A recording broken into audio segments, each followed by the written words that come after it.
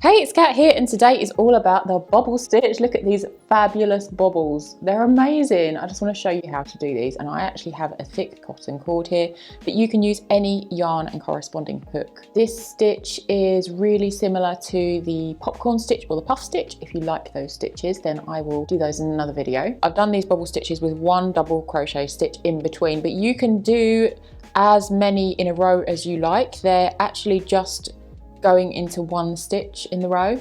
So if you wanted to do like that with a space in between, or if you wanted to make a heart or any sort of pattern with these bobbles, you can. It's just you can do them smaller or larger to make them really stand out. I'm going to do quite large bobble stitches like this. So I've done 2 bobble stitches here already, and I'm going to show you how to do my third one. Now I've done a double crochet in this next stitch along, and these bobble stitches are just worked into one stitch. So all we're going to be going into is this hole here. That's it. So I'm going to grab my yarn and go into that hole and pull up a loop. I have 3 loops on my hook, and I'm going to just yarn over and pull through those first 2.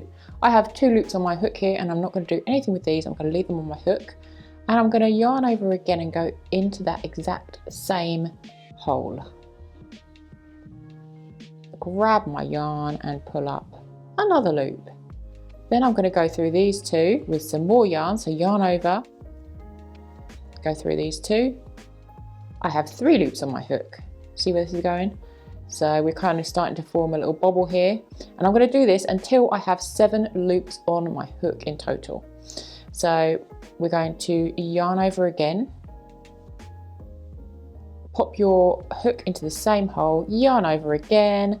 I have 5 loops on my hook, and I'm going to pull through those 2. Remember, you're always pulling through the first 2 on your hook. You're left with 4 loops on your hook.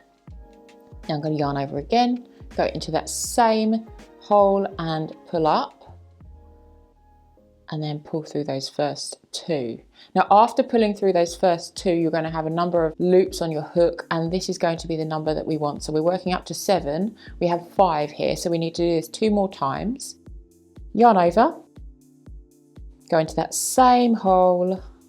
It can get a little bit tricky around this stage because you're really pulling on the yarn, and then you're going to pull through those first 2 again.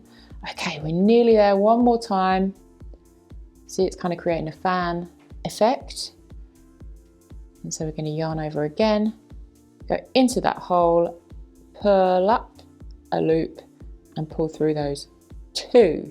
You have made it. You come to your 7 stitches on your hook. I know it seems very extra at the moment, but don't worry, that's what's going to create this massive bobble for you. You've got your loops, they're not going anywhere, and you are going to just yarn over and pull your yarn through all of those loops. All 7 of those loops, okay? And then all you need to do now is chain 1 at the top so they don't go anywhere. So chain 1, and then you can pop your bobble out. They look amazing. Just tell me what you're going to use these for. It just makes your project completely 3D. In fact, you know what I would probably use these for? On the sleeve of a cardigan. You know, like when you have that detailing, that is going to be really, really nice. How gorgeous. With this particular kind of pattern, I am going to be going into the next stitch as a double crochet. So just to kind of seal that in, or lock that in, I'm going to be double crocheting into the next stitch like that. Oh, so pretty. If you like videos like this, then I have another technical tutorial for you on how to make your crochet look like knitting, which is kind of like a ribbed stitch. That's something I really, really wanted to know when I first started off. I'll link that here, and I'll see you in that video.